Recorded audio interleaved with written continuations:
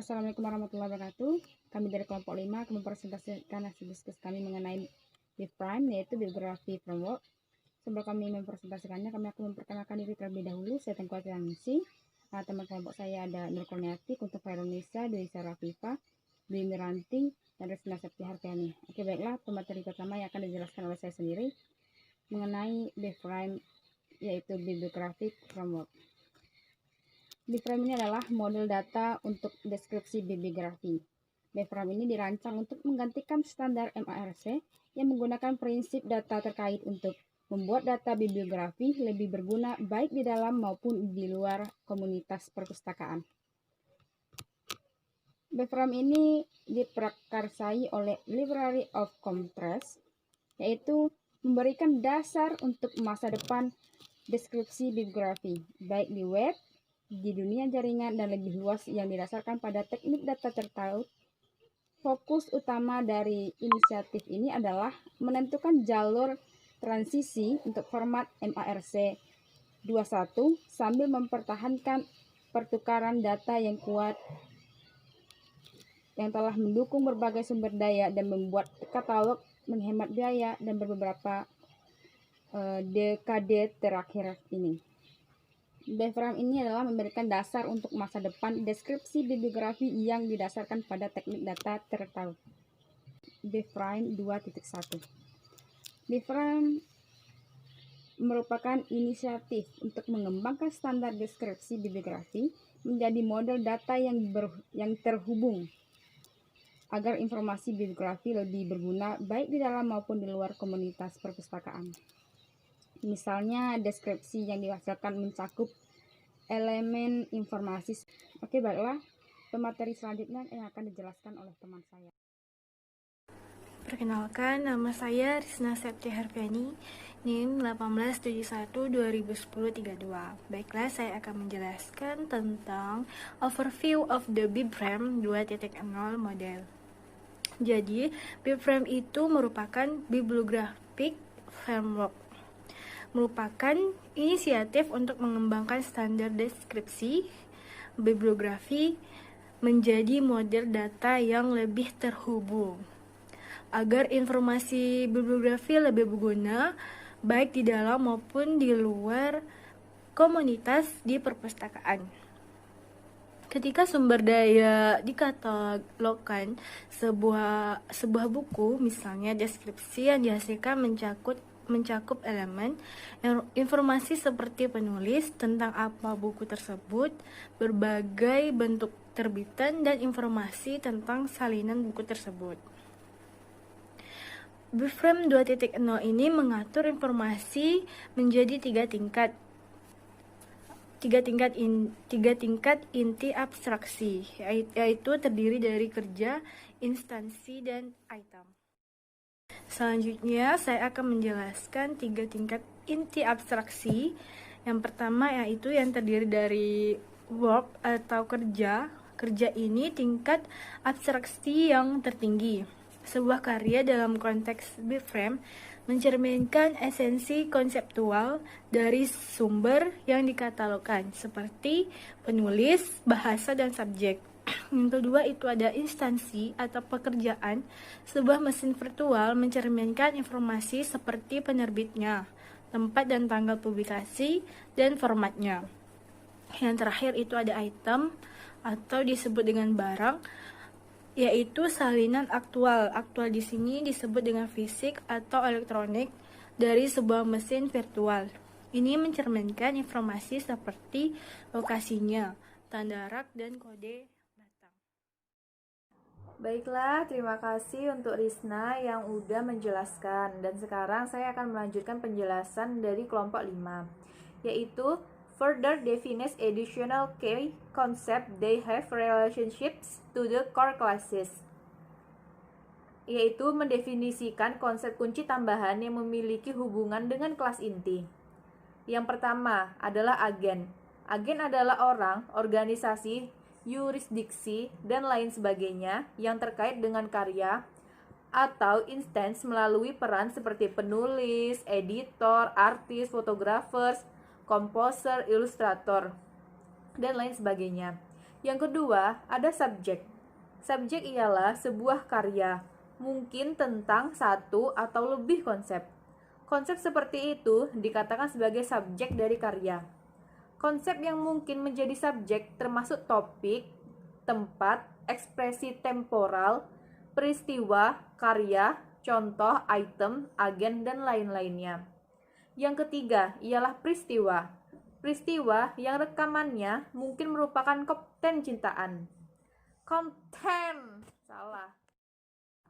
Selanjutnya ialah standar mark yang ingin diganti oleh bibframe. Dikembangkan oleh Henriette Avram di Perpustakaan Kongres Amerika Serikat selama tahun 1960-an.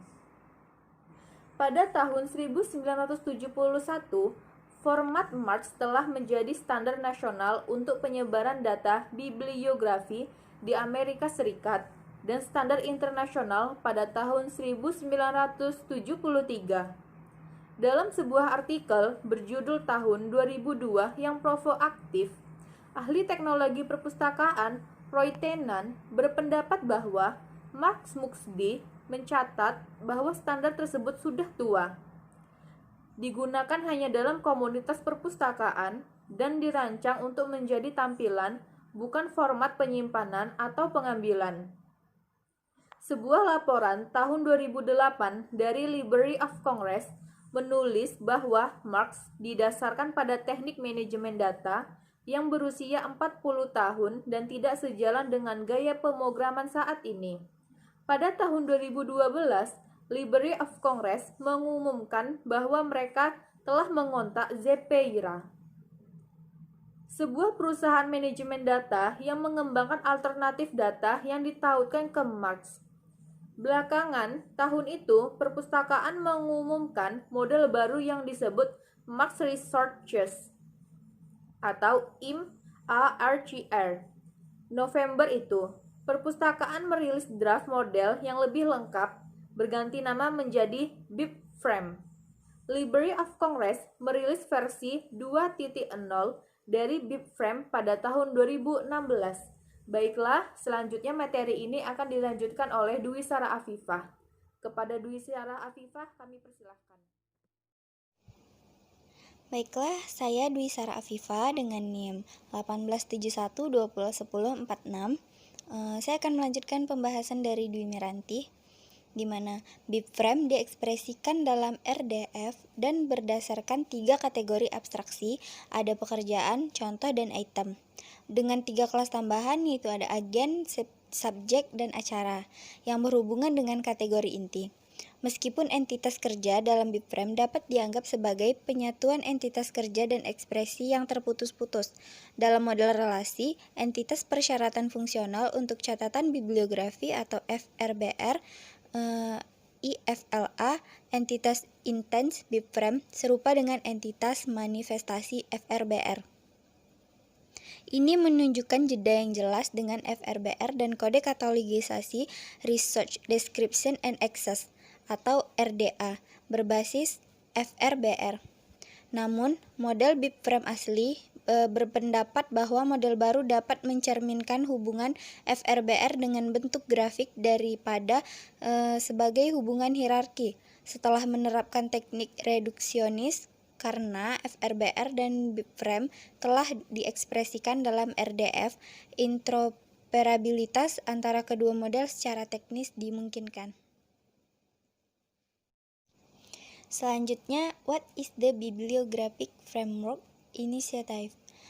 Bibframe inisiatif adalah fondasi untuk masa depan dengan deskripsi bibliografi yang terjadi di web dan di dunia jaringan. Ini dirancang untuk integrasi dengan agar terlibat dalam komunitas informasi yang lebih luas dan masih melayani kebutuhan perpustakaan yang sangat spesifik. Inisiatif bibframe akan menghadirkan cara-cara baru. Yang pertama, membedakan dengan jelas antara konten konseptual dan manifestasi fisik atau digitalnya. Yang kedua, mengidentifikasi entitas informasi dengan jelas, misalnya agen. Yang ketiga, memanfaatkan dan mengekspos hubungan di antara entitas. selanjutnya saya akan menjelaskan tentang model BibFrame dan kosakata BibFrame. Untuk model BibFrame yaitu model konseptual atau praktis yang menyeimbangkan kebutuhan pencatatan deskripsi bibliografis yang terperinci dan juga mendeskripsikan materi budaya lainnya. Untuk kosakata BibFrame yaitu memiliki sekumpulan kelas dan properti yang telah ditentukan. Kelas yang dimaksud berfungsi untuk mengidentifikasikan tipe sumber BibFrame seperti bidang March yang menggabungkan satu konsep. Sedangkan properti sendiri berfungsi sebagai sarana untuk mendeskripsikan lebih lanjut sumber daya BibFrame seperti subbidang March yang lebih spesifik mengidentifikasi aspek konsep. Perbedaan antara BibFrame dan March yaitu BibFrame adalah menggabungkan semuanya dengan rapi sebagai catatan dan juga berpotensi menduplikasi informasi di beberapa catatan. Model BibFrame ini sangat bergantung pada hubungan antar sumber daya seperti hubungan kerja ke kerja, hubungan kerja ke mesin, dan juga hubungan kerja ke agen. Yang mana ini mengatur dengan menggunakan pengenal terkontrol untuk hal-hal seperti orang, tempat, bahasa, dan lain-lain. Singkatnya, model BibFrame ini adalah titik masuk formal komunitas perpustakaan untuk menjadi bagian dari web data yang jauh lebih besar di mana tautan antara hal ini menjadi yang terpenting. Sedangkan format March berfokus pada catatan katalog yang dapat dipahami secara independen. March juga mengumpulkan informasi tentang pekerjaan konseptual dan pembawa fisiknya, yang mana menggunakan string untuk mengidentifikasikan seperti nama pribadi, nama perusahaan, subjek, dan lain-lain, yang memiliki nilai di luar catatan itu sendiri. Why is important? Nah, BibFrame membuka komunitas dunia pada kekayaan data bibliografi yang berwibawa.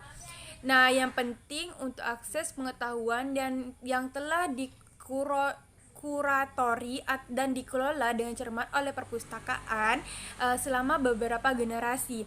Data bibliografi perpustakaan dibangun di atas infrastruktur yang kokoh dari yang mana terdapat subjek yang bagus atau yang berwibawa, ibaratnya seperti itu. Nah, kemudian ini dapat diandalkan atau konsisten dan berkat penggunaan standar yang teratur. Tetapi untuk terbentuk dalam format data yang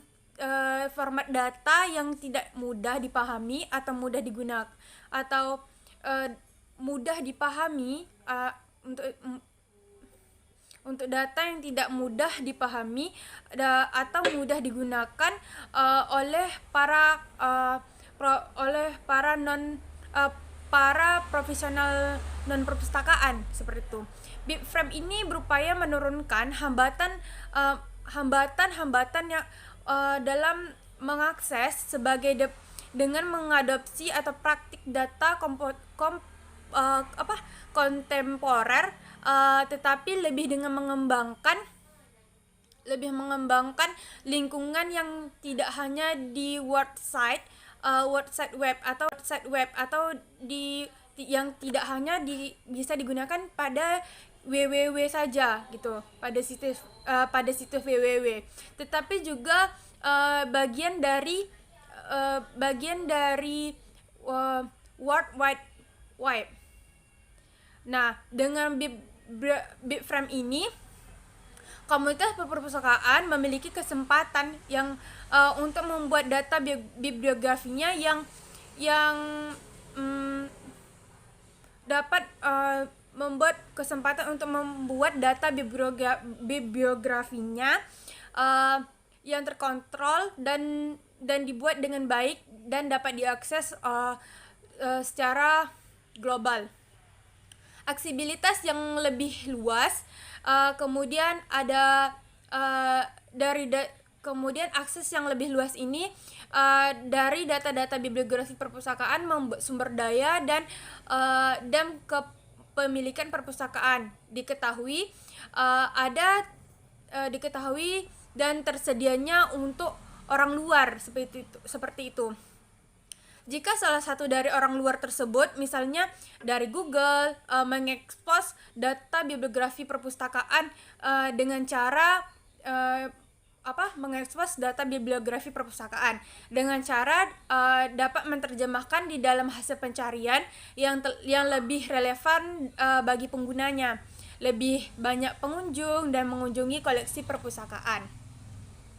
Bibframe ini merupakan upaya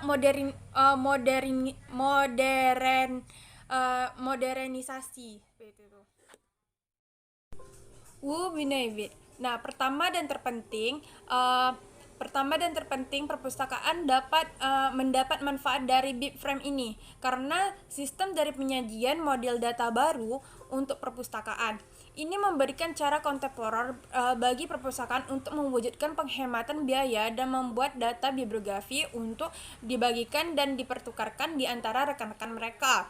Nah, Bibframe ini mengandalkan tautan untuk menghindari upaya duplikat dalam membuat beberapa catatan individu secara manual untuk sumber daya yang sama. Dengan membuat deskripsi sumber daya tunggal di Bibframe ini untuk sebuah karya dan kemudian menautkan deskripsi itu ke semua versi karya dan ke sumber daya terkait lainnya seperti terjemahan film, dramatisasi, musik dan lain-lain. Perpustakaan akan dapat mendeskripsikan lebih banyak sumber daya lebih cepat dan dengan peningkatan efisiensi.